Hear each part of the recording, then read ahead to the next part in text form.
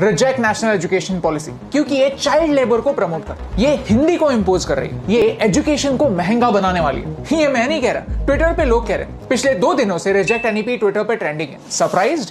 We were to, क्योंकि हम education के बारे में बात कर रहे हैं, एक ऐसी पॉलिसी के बारे में बात कर रहे हैं जो बहुत सारे पॉजिटिव चेंजेस लाने वाली। आर्ट्स साइंस कॉमर्स में कोई रिजिड डिस्टिंक्शन नहीं होगा। स्टूडेंट्स अपना कोर्स खुद डिसाइड कर पाएंगे। रोट लर्निंग कम और प्रैक्टिकल लर्निंग ज्यादा होगी। तो प्रॉब्लम क्या है? In the next 3 minutes, we are going to explain 4 changes in our education system and question why some people have a problem with it. ये इन्फॉर्मेशन किसी न्यूज आर्टिकल से नहीं है। We actually went through the policy and prepared these facts. तो अगर आपको ये video पसंद आता है तो प्लीज इस वीडियो को शेयर कीजिए। Number 1, internships. पॉलिसी कहती है 6 to 8 स्टैंडर्ड के बीच में बच्चों के लिए एक फन कोर्स होना चाहिए। कारपेंटर्स, इलेक्ट्रिशियंस, गार्डनर्स इंपॉर्टेंट होते हैं और उनकी वैल्यू होती है। हमारे एजुकेशन सिस्टम में उनके ट्रेनिंग के लिए एक जगह होना जरूरी है। स्टूडेंट्स को सिर्फ बुकिश नॉलेज नहीं, प्रैक्टिकल नॉलेज भी मिलना चाहिए। कोडिंग जैसे टेक्निकल स्किल्स स्कूल लेवल पे सिखाए जाएंगे और साल में 10 दिन के लिए एक बैगलेस पीरियड इंट्रोड्यूस होगा, जहाँ पर बच्चे एक इंटर्न की तरह लोकल कारपेंटर्स, गार्डनर्स और आर्टिस्ट से सीख सकते हैं। तो पॉलिसी के इस फैक्ट को ट्विस्ट करके कुछ लोग दूसरे लोगों को डरा रहे हैं। कुछ लोगों को ये प्रैक्टिकल एक्सपीरियंस चाइल्ड लेबर लगता है। Students will actually learn how things work in the real world and appreciate these people from vocational professions. तो प्रॉब्लम क्या है? Number 2, language. Language should be a bridge and not a barrier. आपके thoughts ज्यादा important है, आपके thoughts को words में channelise कर पाना ज्यादा इंपॉर्टेंट है। वो कौन सी लैंग्वेज है उतना इंपॉर्टेंट नहीं है।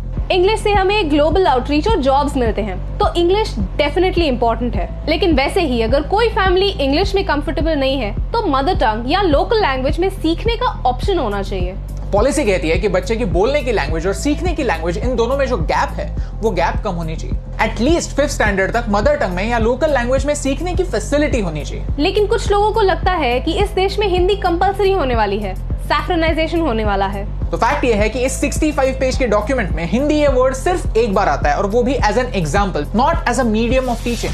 इनफैक्ट ये पॉलिसी हमारे मल्टीलिंगुअल कल्चर को अप्रिशिएट करती है, लोकल लैंग्वेजेस की इंपॉर्टेंस को रिकॉग्नाइज करती है। UNESCO says 197 Indian languages are endangered. In the last 50 years, we have lost 220 languages already. When a language dies, all its ancient knowledge dies as well. 85% brain development age 6 से पहले होता है। Children pick up new languages easily, इसीलिए उन्हें multiple languages जितनी जल्दी हो सके उतनी जल्दी सिखाना जरूरी। अगर फैक्ट ये है तो प्रॉब्लम क्या है? Number 3, higher education. Indian universities को बाहर के देशों में अब कैंपस सेटअप करना अलाउ होगा।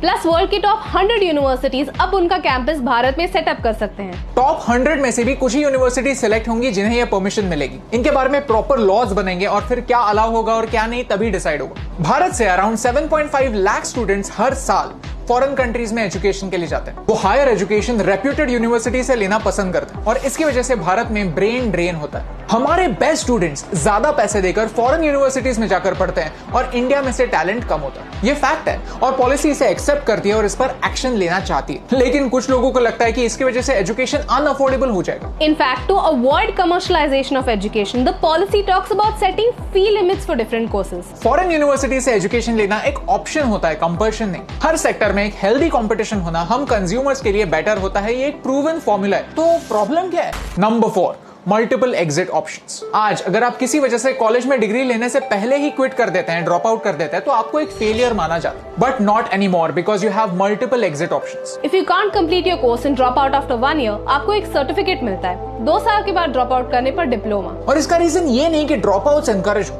इसका रीजन ये है कि आज अगर आपकी रिस्पॉन्सिबिलिटीज की वजह से आप आपका पूरा कोर्स कंप्लीट नहीं कर सके, तो आपने जितना कोर्स कंप्लीट किया है उसका क्रेडिट आपको मिले। इसके लिए एक एकेडमिक बैंक ऑफ क्रेडिट्स होगा, तो आप आपके कोर्स को 1 गो में नहीं, पार्ट्स में भी कर सकते हैं। तो प्रॉब्लम क्या है? प्रॉब्लम यही है कि पॉलिसी क्या है, इससे ज्यादा वो पॉलिसी किसने लाई है, उसका क्रेडिट किसे मिलने वाला है, इस चीज पर इंडिया में ज्यादा फोकस होता है। फिर अपने पॉलिटिकल एजेंडास को आगे करने के लिए ऐसे हैशटैग्स ट्रेंड होते हैं और फिर जिन लोगों को ऐसी पॉलिसीज के बारे में नॉलेज नहीं है उन्हें मिसगाइड करते हैं। ये भारत के फ्यूचर के लिए, हमारी प्रोग्रेस के लिए काफी डेंजरस है। ये पॉलिसी स्टूडेंट्स को फ्रीडम देती है, अपनी डेस्टिनी खुद चूज करने का मौका देती है। ये पॉलिसी परफेक्ट नहीं है, इसमें जो फ्लॉज है उस पर कैसे काम कर सकते हैं, उनको कैसे इंप्रूव कर सकते हैं, इन पर डिस्कशन होना जरूरी है। इम्प्लीमेंटेशन कैसे होगी, इस पर डिस्कशन और डिबेट्स होने चाहिए। प्रेजेंट एजुकेशन के फ्लॉज को एनईपी के विजन तक कैसे ले जाना है, इस पर बात होनी चाहिए। लेकिन अगर हाईवे पर गड्ढा है तो गड्ढे को रिपेयर करते हैं, हाईवे को डिस्ट्रॉय नहीं करना। तो हम क्या कर सकते हैं? We always believe, criticize, but first analyze. तो हम पर विश्वास मत कीजिए, इस पॉलिसी को खुद पढ़िए and learn the facts and make up your own opinions. What is right, what is wrong, ये आप डिसाइड कीजिए। लेकिन अगर आप ऐसे प्रोग्रेसिव चेंजेस को सपोर्ट करते हैं तो उनके बारे में बात करना स्टार्ट कीजिए। अगर आपको ये वीडियो अच्छा लगता है तो इस वीडियो को शेयर कीजिए और मिसकंसेप्शंस दूर कीजिए। It took 34 years for this policy to come on paper and it will take a long time before it becomes reality. Bharat को बहुत आगे जाना है और सफर बहुत लंबा है, लेकिन एक शुरुआत होना जरूरी है। नेगेटिविटी के पिंजरे से निकलना जरूरी है, क्योंकि बाहर की दुनिया पॉसिबिलिटी से भरी हुई है और हमारा उड़ने का वक्त